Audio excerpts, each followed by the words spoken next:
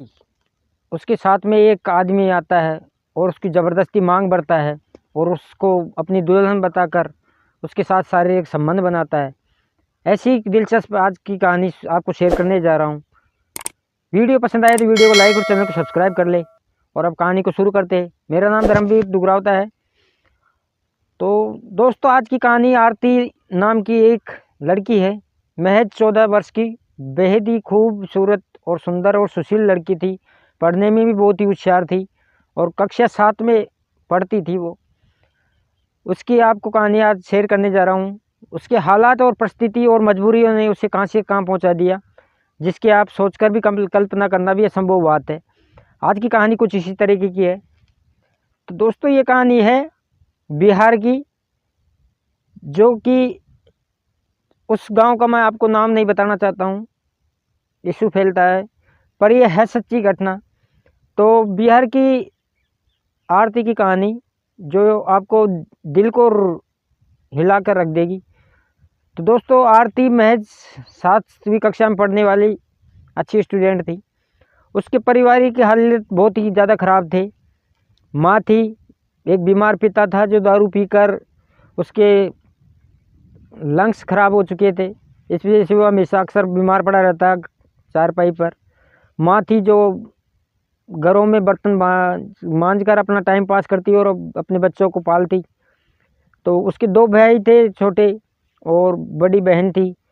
तीनों का पेट पालना उसके लिए मुश्किल हो रहा था और ऊपर से बीमारी के चलते हुए कर्ज उनके ऊपर बहुत काफ़ी चढ़ चुका था।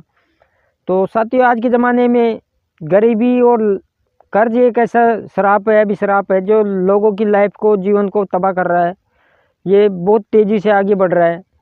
अगर इसका समय पर निदान नहीं किया गया और समय पर अगर कर्ज चढ़ जाता है तो उस आदमी की लाइफ क्या हो जाती है। आज की कहानी कुछ ऐसी है। तो ऐसा ही उनके साथ में होने जा रहा था। तो आरती की माँ थी जो अपना मेहनत मजदूरी करती, पर उनका पेट ही भर पा रही थी, जो भी ढंग से नहीं था उसकी मजदूरी से।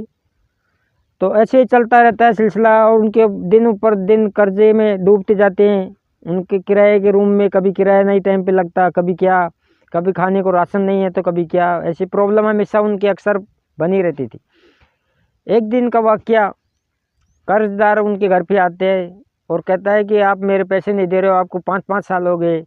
तो उसके पैसे कुछ 1.5 लाख रुपये समथिंग ब्याज के अप्रोक्स बन रहा था और उसके मूलधन था 60,000। इस प्रकार से उसका ब्याज इंटरेस्ट लगाकर उसके इतना पैसा हो रहा था। तो वो कहती है कि मेरा पति बीमार है और मैं कहाँ से आपके पैसे दे सकती हूँ। तो वो काफ़ी सोचने समझने के बाद में कहती है कि आप मुझे थोड़ा सा समय दो, मैं आपको पैसे देती हूँ। वो ऐसे बोलकर उसे टाल देती और महीने 2 महीने और निकल जाती। गरीब आदमियों का यही एक सिंपल फंडा है कि टालना टालना। पर साथियों, किसी भी काम को टालने से उस काम का पीछा नहीं छूट जाता। कर्जदार कर्ज मांगने आएगा ही आएगा, एक आज नहीं तो कल ज़रूर आएगा। वैसे ही उनके साथ में हो रहा था। हर दिन वो आता, हर दिन मांगता, फिर चले जाता।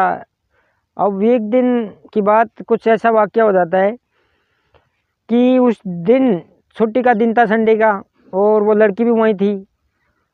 लड़की 14 वर्ष की थी, पर वो मतलब बहुत ही खूबसूरत लगती थी और प्यारी बच्ची थी, नाजुक थी।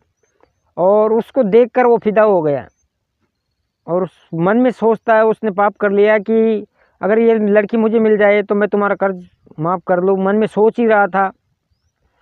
तभी वो अकेला देखकर उसकी माँ को बोलता है कि अगर तुझे तेरा कर्ज उतरवाना है और माफ़ करवाना है तो तुम तेरी बेटी की शादी मुझसे करवा दे। उस आदमी की उम्र थी 40 वर्ष की, उसकी फैमिली थी, उसके बच्चे थे, सब कुछ था। पर पैसे के चलते, रहवस की चलते, उसने ऐसा घिनौना काम करने की सोची और उससे लड़की से शादी करने की, और उसको ऐसे विचार बनाया। उसने उसकी माँ को प्रस्ताव बताया तो माँ बहुत सोचने के बाद में कहती है कि मेरे अपनी लड़की को नरक में नहीं ढकेल सकती, मैं इसकी अच्छे से शादी करूँगी, आपके पैसे जो मैं दे दूँगी, थोड़ा टाइम लगेगा। पर वो काफ़ी समझाने के बाद में वो कहता है कि मैं तुझे और भी पैसे दूंगा उसके अलावा। तो ऐसे करके वो उसके कर्ज उतर गया और 1.5 लाख रुपये और देने की बात करता है कि मैं तेरे को 1.5 लाख रुपये और दे दूंगा। तो माँ थी विवश थी, मजबूर थी, पर माँ पैसा एक ऐसी चीज़ होती है साथियों जो रिश्ते नाते सब चीज़ों को भुला देता है। पैसा ही कुछ आरती के साथ में होने वाला था। तो उसकी माँ के आंखों के ऊपर पट्टी छा चुकी थी अंधकार की कि मेरी बेटी का जीवन मैं अपने आप खराब करने जा रही हूँ महज कुछ पैसों के लिए। इसका पहाड़ जैसा जीवन है, अगर ये संभलेगी और कुछ अपने पैरों पे पढ़ लिख कर कुछ बन जाएगी तो शायद इसका जीवन बदल जाएगा और ये कुछ करने लायक हो जाएगी। तो माँ ने ऐसा सोचा नहीं, उसका पिता लाचार था, वो कहता है कि ये गलत कर रही है तू बच्ची के साथ में, ऐसा मत कर, बच्ची बच्ची होती है। पर वो नहीं मानती है और उसको अंततः उसको बेच देती है, लड़की को बेच देने के बाद में लड़की को ले जाते हैं, वो अपने घर पे ले जाता है और उसको उसकी मांग भरता है और सिंदूर लगाकर हमेशा लड़की रहती सूट सलवार पहनकर। उसकी पढ़ाई लिखाई छूट गई और जैसे ही मीडिया वालों को पता चला कि भाई ये ऐसे ऐसे मैटर है तो मीडिया वाले उनसे पूछताछ करते हैं कि आप इस लड़की से शादी ज़बरदस्ती क्यों की। तो बताता है कि मैंने इससे ज़बरदस्ती शादी नहीं की, इसकी रजामंदी से की है। तो ये तो बाल विवाह, वैसे भी आपके फैमिली है, बच्चे हैं, तो आपने ऐसे घिनौना काम क्यों किया। पुलिस आती है, पुलिस जांच पता लगाती है, उससे पूछताछ करती है तो कहता है कि सर मैंने कोई से ज़बरदस्ती नहीं किया, आप लड़की से पूछ सकते हो, मैं अपनी बेटी की तरह ही रखता हूँ। पर हकीकत कुछ और ही थी, बेटी के लिवाज के अंदर ही वो उसके हवस उसमें छुपी हुई थी। बेटी कम हवस ज़्यादा थी उसके अंदर और उसने शादी कर कर उसको रोज़ शारीरिक पीड़ा देता था और परेशान करता था।